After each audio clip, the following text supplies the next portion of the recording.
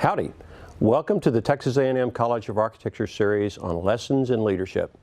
At A&M, leadership is more than a course or a catchphrase. It's our purpose. We're committed to developing leaders of character dedicated to serving the greater good. Leadership is one of our 6 core values, along with respect, excellence, loyalty, integrity, and selfless service. The College of Architecture's Development Advisory Council recognizes the importance of teaching our graduates not only to excel in their respective fields, but also to be equipped with the skills to lead as a result of their education, encounters, and experiences during their time at A&M.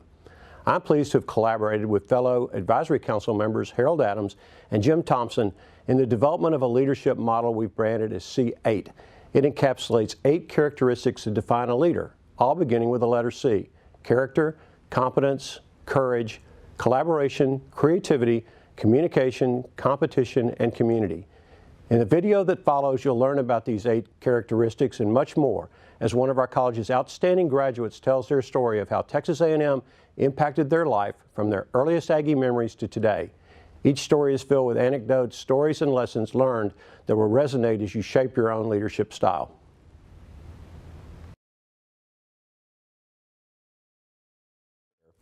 Today we're visiting with Jim Thompson, class of 1968. Jim graduated with a Bachelor of Science degree in architectural construction. He's a distinguished alumnus of the university, an outstanding alumnus of the College of Architecture, and a member of the Corps of Cadets Hall of Honor. Jim, welcome. Thank you. Jim, tell us about your early childhood. Where did you grow up?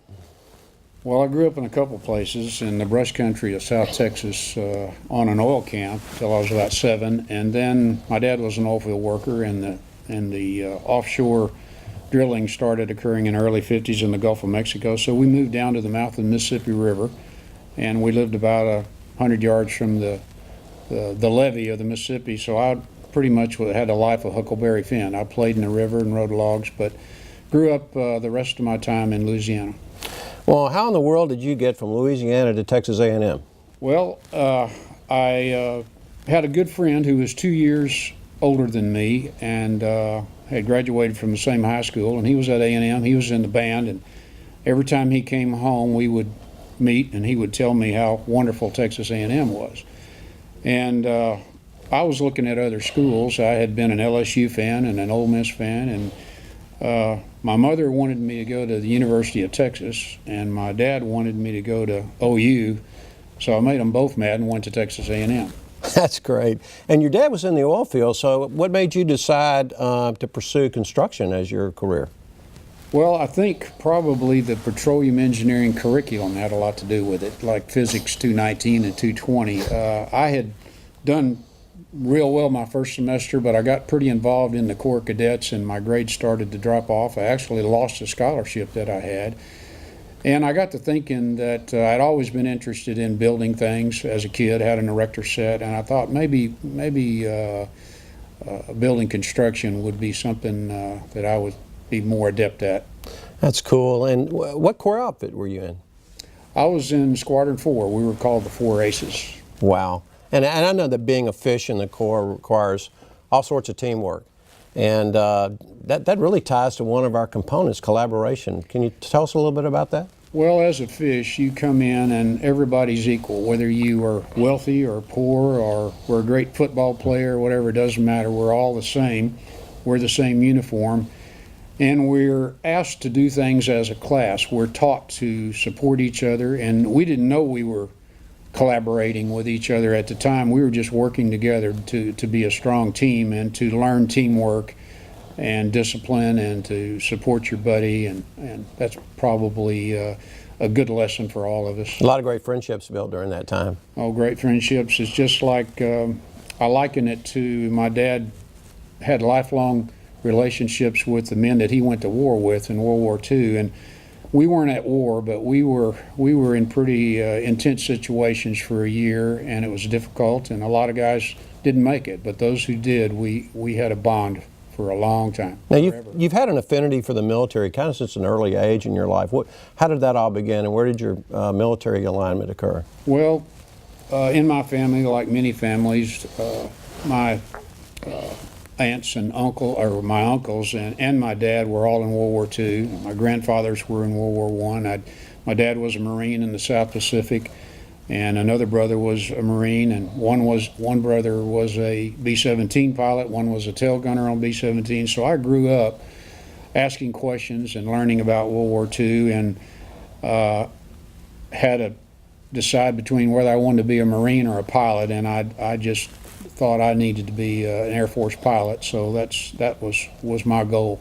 Yeah, and I guess a lot of your early lessons of leadership kind of started in the Corps Cadets because, I know one of our 8 characteristics of leadership is competition. And your time in the Corps had to have lots of competition. Can you talk a little bit about that? I learned probably more about competition than I ever had up to that point. From the time you get there as a fish, you're competing individually. The prize at the end of the year for a fish at that point in time and was who was going to be the guide-on bearer. That was kind of the mark of who was the best fish. And so I aspired to be the guide-on bearer, but all the way through my career in the Corps, getting to be guide-on bearer and first sergeant and commanding officer of my outfit and getting to be a volunteer, all of it, we were competing with each other constantly, not only as individuals, but then each outfit, we were competing with each other to see who was going to be the General Moore Award winner, right. Who was best in marching, who was best in academics and athletics. So it was a constant thing, and really was a good lesson because, as you know, our American enterprise system is built on competition. When we get out into industry, we compete continually. So I learned about that. And it all kind of carries through to today, doesn't it? It does. It's still prevalent. That's what really makes all of us be our best, I think. There was a weekend in January of 1969 that was very important to you. I think several things happened during that very weekend. What was it? Everything came to a head. Fortunately, I had a blind date about 6 months before that, and she would become my wife, and we ended up getting married, and I got commissioned as a second lieutenant in the Air Force and graduated all on the same weekend in January of 1969. So we managed to make it to Caldwell for our honeymoon, and then reported for duty the next day at Randolph Air Force Base to start pilot training, which was, of course, my dream at the time. Well, interesting. I know you dream about things your whole life, and all of a sudden you show up one day at the base and it all begins. What was pilot training like? Well, once again, that competition thing was very prevalent. There was quite a few of us who started in pilot training, and a lot of them washed out. And the competition was keen. You were not only competing with each other, but against the airplane as well, trying to learn how to fly 3 different types of airplanes. The last one being a supersonic advanced jet trainer, and you really had to prepare a lot and study a lot, and also be gifted with the tools to fly. Some of the guys came in with a lot of experience in flying, but they just weren't used to the type of flying that we did. When you put on a helmet, put the oxygen mask on, and all that gear, it changes everything. So. And it really kind of ties to one of our leadership characteristics is competence. And it really ties to being competent, doesn't it? We were measured constantly every day by our instructor pilot. We were graded every ride about how competent we were. We were either excellent, good, satisfactory, or unsatisfactory, and you didn't want to do that very often or you get washed out. Right. So every day we were graded, and then every so often we would have a check ride with a special instructor pilot to decide if we were making the grade. So that's kind of a microcosm of life in total, isn't it? It is. We're being measured all the time against something, and as a general contractor, I'm measured against, for the most part, my competitors. I have to be equal to or better than them, or I'm not going to survive. So flash forward to Del Rio, Texas in the June of 1973. By now, you and Donna Beth have 2 young sons, and you have a big dream. And what was that dream? It must have taken some great courage to take on that dream. We were in Del Rio because I was an instructor pilot. I got a T-38 was my airplane that I got in pilot training, and at Laughlin Air Force Base. And we had been in for about 4.5 years, and I made a decision. My next assignment was an F-4 Phantom, which had been my dream, but the Air Force wanted 7 more years, and I decided I didn't want to make it a career. And I had this second dream after becoming an Air Force pilot that I wanted to be an airline pilot. And I thought that was the perfect job, just work half the time and have a glorious, fantastic time flying airplanes. So we decided to separate from the Air Force, and I sent out resumes to 35 different airlines, knowing that I was going to get hired. I was sure of it. And then in June of '73, when I separated, the Arabs did the oil embargo. Yeah, I remember it well. Very, and yes. what happened was the airlines started furloughing pilots that they had and cutting down routes, and I didn't even get an interview from any of those. And here I was with married and 2 rugrats and no job.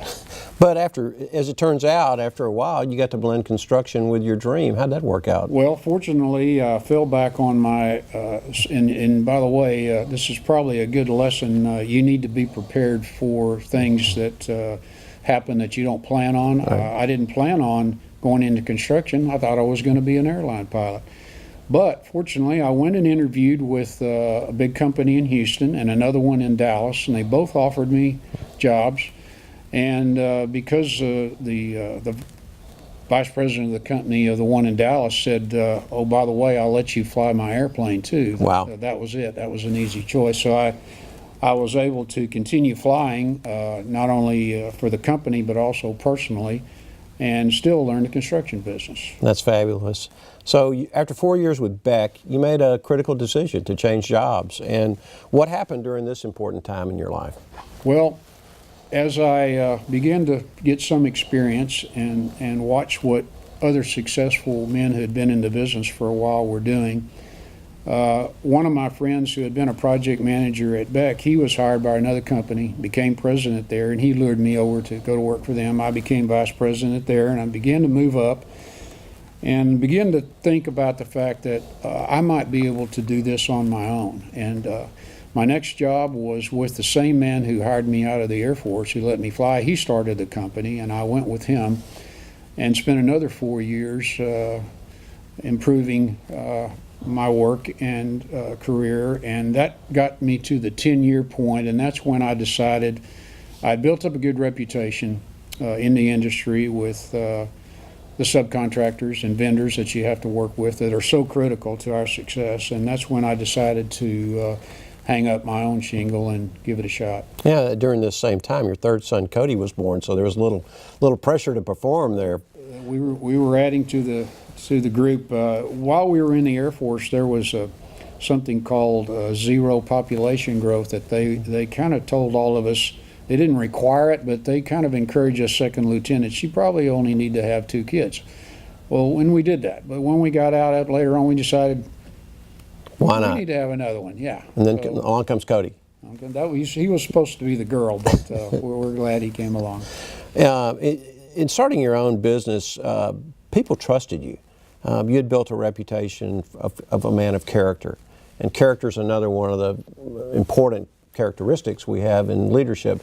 Talk a little bit about that and the courage it took to start your own company, because that's a leap of faith. Well, it was. We did not amass much of a fortune at that point in time. I'd been an employee, and it made reasonable wages, but with 3 kids, it took just about everything I made to pay the bills. But with my reputation that I felt like I had developed with the industry, and I had talked to some people before I made the decision. I didn't make it just alone. I talked to some industry leaders and also some of the subcontractors that I would be working with. I said, what do you think, what if I started my company? Would you work with me? And they said, absolutely, we would. We'll support you in any way we can. So that gave me some confidence, and I had built up a pretty good resume of projects that I had built as a project manager, as a senior project manager, and as my last job was senior vice president of the company, and we were doing $100 million worth of work. And so I had a good start of a career, and I just felt like I could parlay that into a successful construction company. Now, after some 34 years of owning and operating GRT Construction, I know you just got tons of stories to tell, but one of the things I like most when I hear you speak is you talk about the importance of communication, and what's that meant to you and your business, your communication skills and those that you've imbued in your employees. Well, even going back to A&M as being able to take advantage of some of the leadership positions, I had to be able to communicate with the cadets in my squadron and other. But in the Air Force as well, we were forced to stand up and give presentations on safety and pilot and airplane instruction and all that. So and then once you start running work and you have employees working for you, you either become a good communicator and become efficient, or you don't. And I had learned along the way with some really good mentors that communication, a simple, clear message, and being a good listener as well to folks that work with you and for you, I could tell that was a powerful message. And as we would go sometimes to interview for projects, and they would call us back and say, well, congratulations, Jim, we've awarded you the project. We would obviously say, well, thank you, we're ready to go, we've got a good team. By the way, why did you hire us? And inevitably, they would always say, the owners would say something along these lines, and I've even heard these words, well, we just felt like we could trust your group. Wow. Well, somehow, in 45 minutes to an hour, we were able to communicate effectively with them and let them know what our values were and show them our work and what actions we had taken to mitigate problems. And in that period of time, they felt like we could be trusted.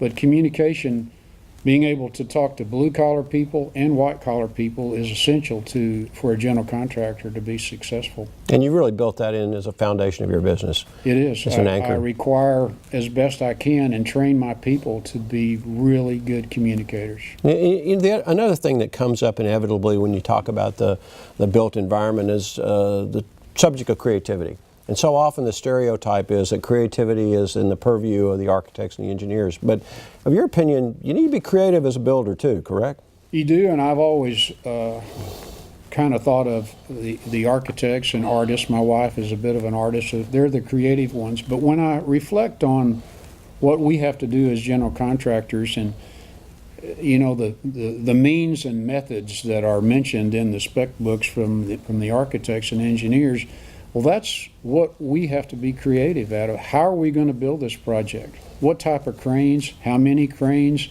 What type of formwork are we going to use? So we all get together, and I like to get everybody in a room and talk about a job, about how we're going to build it, and we brainstorm. And we are interested in what the young people have to say as well. In a meeting about 3 years ago, and I encourage my young project managers and project engineers to participate. One of them raised their hand and made a suggestion on something we were wrestling with that saved an owner $500,000 and about 2 months on the schedule. Wow. So, and it was a creative solution to a problem we had. So we're not quite as creative as architects and artists, but we have to be open-minded when we build buildings. So those young people that choose construction science as a career path can't just go after 7 C's. They've got to get that 8th C, which is creativity. They really do. In the mix. So your 3 sons are active in the construction business today too. How did Lance, Ryan, and Cody kind of get involved in the business, and what are they doing today? Well, I did not require them to get into the construction, but they saw how much I enjoyed it and what satisfaction I got out of building things. And I would take them to the projects and show them some of my work along the way. And they were inquisitive, but they all ended up, Lance has a construction management degree. Ryan and Cody, our youngest, both have construction science degrees from Texas A&M.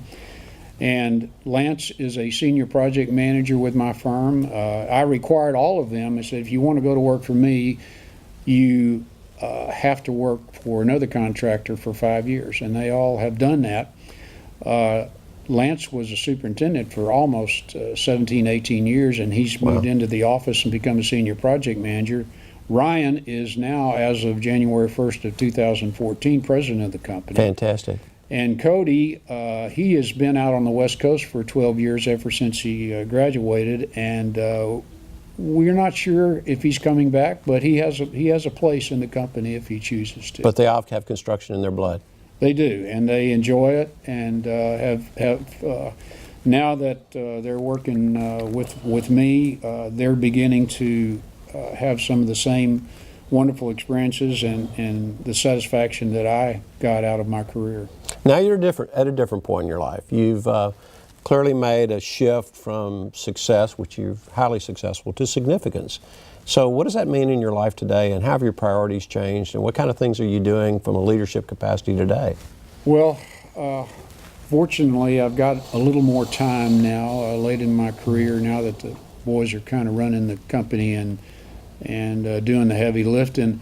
And I realized somewhere along the way that I got much more satisfaction out of helping others or empowering them, just like my employees. I learned a lot from some of my mentors, but I always wanted to have a working environment at our company where, and I'd tell them, the people that work for me, I want you to, when you get up in the morning, that you can't wait to get to work, that you love what you're doing, you're proud of what you're doing, and you really enjoy it. And I realized how much satisfaction I got out of providing that safe, secure, and challenging environment for them. And now I have a little more time, and I want to try to speak to young people at Texas A&M for sure, and the Corps Cadets and others in the College of Architecture about what I've learned over these last many years. Giving back. And help them be more prepared as they enter either the service or industry. And I think that's one thing that I can help with, and that gives me satisfaction to be able to give back not only to my university, but young people are our future. And I made many mistakes along the way, and I want to try to help them avoid some of those. So you've been one of the driving forces behind this C8 leadership initiative that we're celebrating and we're talking about today. In fact, you coined the phrase, "Do you see leadership in you?" Why is the cultivation of leaders so important to you at this point in your life? Well, the world is screaming for good leadership and good followership. It's like a two-edged coin, heads and tails. You can't have one without the other. If leaders don't lead, followers don't follow. All of the tenets of good leadership are the same tenets and characteristics that followers need to have. I was a good follower before I ever got the opportunity to lead. And I want to talk to these young kids that have aspiring careers. And some of them probably don't feel like they're leaders. They may mature into leaders later on, but they need to also know and learn how to be great followers, because that is what makes companies successful, where you get everyone involved in the decision making and whatever the core business is that you're involved in. And they need to know what to look for in a leader, correct? They do. And it's important. I stress to them the importance of their own personal conduct to start off with. I even sometimes ask them, if you're sitting in your room or in some venue and there's half a dozen of you around, does anybody want to know what your opinion is? And if they do, it's because they probably respect you as a person and they trust you, and your opinion has value. And if your opinion has value, you're going to have influence. And if you have influence over folks, you're going to be a leader. And if you have good values and principles that you live by, you're going to be a real good leader. Jim, next year is kind of a big year for you. You celebrate your 50-year class reunion. Know you'll be happy to see former classmates and friends. And as you reflect on your time at A&M and your career after A&M, what do you tell people about Texas A&M University? Well, I tell them that's where really I learned a lot of good lessons that helped me as I began my career. But I guess more important than that, I want them to realize that not only their words, but their actions that's what they'll be measured by. And to make sure that they take into account what they believe in and what they stand for, their values and principles, these core values that we talk about so much at A&M: respect, excellence, leadership, loyalty, integrity, selfless service. And you could create several more. You were a Boy Scout, I were a Boy Scout. Right. We know all of those. If you could build a company based on those values and actually implement them and encourage others to put them in their life, you're going to have great success in whatever you choose to do. I hope you enjoyed this leadership lesson. Do you see leadership in you? Stay tuned for more in this series of lessons on leadership and refer them to your fellow students, family, and friends. Thanks for watching, and until next time, gig 'em.